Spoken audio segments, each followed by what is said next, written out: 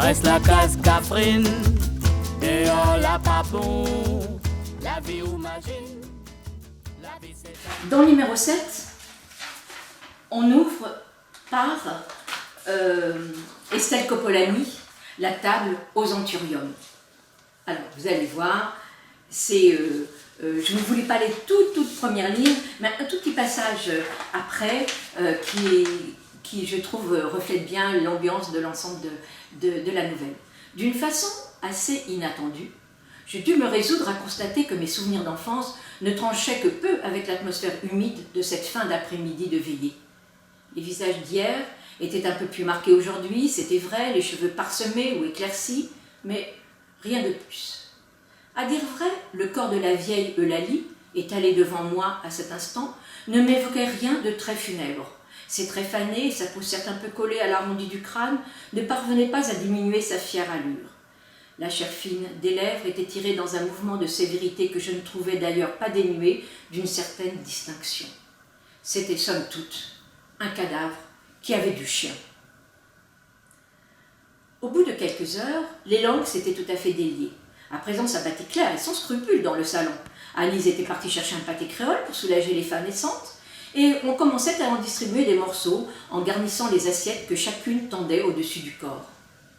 La petite Bérénice, qui n'avait que 3 ans et qui s'était toujours trouvée bien sur les genoux de sa tata Eulalie, avait été placée par quelqu'un directement entre les 2 bâtons de jambes de la morte, cul nu, pendant qu'on changeait sa couche. Voilà, donc réalisme, mais vous allez voir quand vous lirez la nouvelle qu'après on bascule dans l'imaginaire et une forme d'onirisme et qui est extrêmement savoureuse. Le 3e texte que je vais vous lire, voilà, c'est le texte de Jocelyne Leblaise, Course à la redoute, qui raconte donc dans cette fin du 19e siècle, ce qui se passait à La Réunion, et c'est l'histoire ici d'un certain Jasmin qui monte de manière habituelle un cheval qui s'appelle, j'ai oublié, Lupanar, qui s'appelle Lupanar, on ne peut pas imaginer mieux, et donc voilà, il est abordé par un homme qui lui demande s'il veut bien courir. Je vous lis ce passage. En cette fin d'août, le soleil chauffait agréablement et le train du Mini n'était pas encore en gare. Sur la place, les gonis des marchands arabes s'entassaient le long de la voie. Les enfants couraient dans tous les sens et se faisaient réprimander par les nénènes, réclamaient un gâteau au tisson et, en retour, recevaient une gifle. À l'ombre des pieds de bois, les calèches attendaient les voyageurs. Pour Jasmin, celle d'Isidore, avec sa capote noire blanchie par l'usure, au soufflet fatigué, était la plus belle. Lupanar, le nez dans le seau, appelait l'eau dégoulinante. « Hé, toi !» Un homme, à quelques pas de lui, l'examinait des pieds à la tête, évaluant sa taille, son poids, la longueur de ses bras et de ses jambes, jaugeant l'épaisseur de ses muscles comme un planteur de la convenance examine un bœuf moka. « T'as quel âge ?» Sous son casque colonial, l'homme le toisait sévèrement. « 12 ans, je crois. T'es déjà monté sur un cheval ?» L'enfant avait souri, question idiote. Tous les matins, il traversait Saint-Denis, grimpé sur Lupanar, sous le regard amusé d'Isidore. « Ça te dirait de faire les courses ?» Des courses, étonné, Jasmin avait fait machinalement oui de la tête. « Viens cet après-midi sur le terrain de la Redoute, et on verra ce qu'on va faire de toi. Je t'embauche pour les courses. Tu viens tous les après-midi et on s'entraîne. 20 francs si tu fais gagner Foufou. Pécule, le Batavia, tu les connais les Batavia, ils sont retors. Tu le monteras. 10 francs la victoire, si tu perds, 2 francs. Compris ? À demain et sois à l'heure. » Donc voilà l'histoire des courses à la redoute avec une chute surprenante. Dans un autre genre, la nouvelle de Monique Mérabé, énigmatique, avec un certain suspense et une densité d'écriture tout à fait intéressante. La chapelle Saint-Thomas. Au milieu des ruines, 4 tables dressées avec fantaisie les attendaient. Cela se passait toujours de la même façon. Trébuchant sur ses hauts talons, le seuil était le seul détail vestimentaire dont elle se souvenait, Marielle poussait une grille qu'elle ouvrait à 2 bâtons. Sous le proche lampadaire, Un arbuste aux fleurs jaunes qui luisaient comme des étoiles illuminait la façade de l'édifice d'une aura quasi fantasmagorique. Au bout d'une courte allée, elle butait sur une porte en bois cadenassée. Et puis, elle ne savait sous l'effet de quel enchantement, elle se retrouvait parmi ces ruines désertes et leur obsédant alignement de tables parées pour une fête. C'était toujours la même vision, brève comme un flash, trop brève pour qu'elle ait le temps d'analyser durablement la scène et d'en découvrir le sens caché. Voilà, je vous laisse lire la suite pour ménager le suspense. Alors, je vous parlais tout à l'heure de Julie Legrand. Voici le tout début d'Allée des songes, Orage d'été, des personnages donc bien campés, des personnages du quotidien. Maria n'avait pas remis les pieds au lieu d'accueil enfants-parents de l'Allée des songes depuis le jour de la sortie en bus.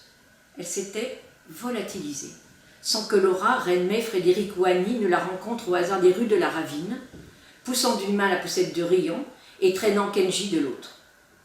Elle a sans doute eu trop honte pour revenir, avançait prudemment Chantal, tassée sur sa chaise minuscule, évoquant celle de Boucle d'Or chez les Trois Ours, une horde d'enfants s'ébattant et criant autour d'elle, de telle sorte qu'on entendait à peine les mots qu'elle venait de prononcer.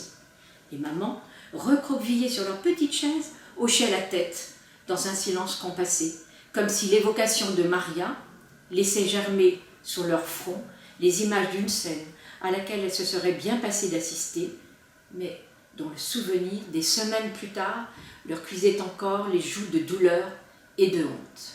Voilà, à vous de découvrir pourquoi.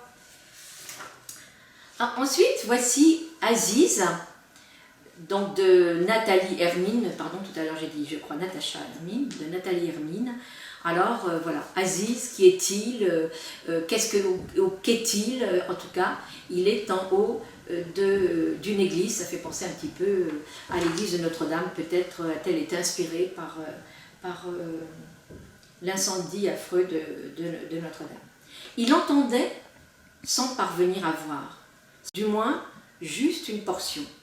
La façade de la cathédrale, avec son blanc légèrement rosé, semblait sourire de tout face à la colline de Fourvière.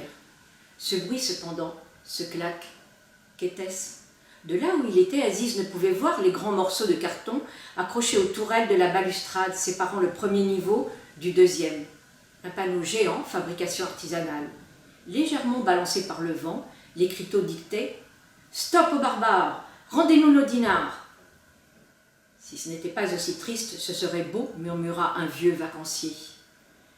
Si ce n'était pas aussi malsain, ce serait drôle, rectifia la jeune compagne l'air pincé. Un funeste urbi et orbi. Alors vous découvrez qui est Aziz et que se passe-t-il, quelle dissension peut-être existe parmi ces spectateurs en bas de la cathédrale Saint-Jean dans le quartier médiéval de Lyon. Alors, voilà, pour terminer, deux textes tout à fait différents. Le texte de Nathalie Valentine Legros, qui remonte donc dans la généalogie de ces personnages, souvent présentés de manière très amusante, très légère, sur un rythme allègre, comme des chansons. Et là, c'est un petit peu plus grave, mais d'une grande puissance, cette nouvelle-là, qui s'intitule « Pour tous les Mozambos de la Terre ». Ce qui suit est l'histoire de Miranda, 15 ans, fille d'une mère coup de vent et d'un père insoumis.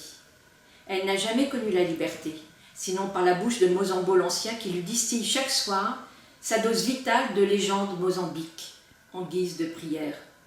Posologie illicite pour une terre perdue que les paroles ont rendue intime.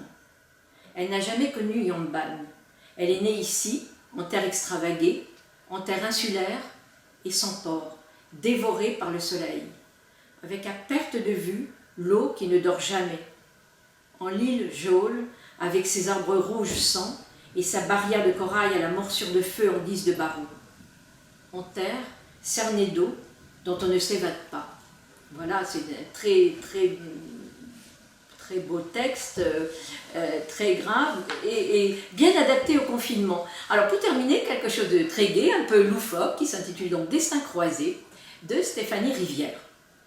Votre attention s'il vous plaît, Dernier appel pour le Vorschau de Brocéliande. Perrette, Cosette et la petite fille aux allumettes sont demandées au comptoir d'enregistrement numéro 7. Je répète, Perrette, Cosette et la petite fille aux allumettes sont demandées au comptoir d'enregistrement numéro 7. La voix métallique se tut, laissant place au brouhaha habituel de tous les aéroports du monde. Celui de Sherwood était donc en tout point similaire aux autres. À cette exception près, il n'était fréquenté que par des personnages de livres. Bon, cette fois on y est, pas vrai les filles? Soufrière tourna la tête vers les interrogés afin d'obtenir leur approbation. Cosette et Perrette ne se firent pas prier pour la lui donner. Elles étaient ivres de joie à l'idée de ce pèlerinage. « Adieu Sherwood, Brocéliande, nous voilà !» s'écriait-elle en chœur. Donc voilà ce petit extrait qui nous fait rêver au milieu de ce confinement. Voilà, eh bien, profitez-en pour lire, je vous ferai peut-être d'autres lectures. J'espère que ça va vous donner envie de découvrir Cagnard ou de retrouver Cagnard si vous avez déjà lu Cagnard. Laisse-moi aller de mon côté, comme si moi ton garçon.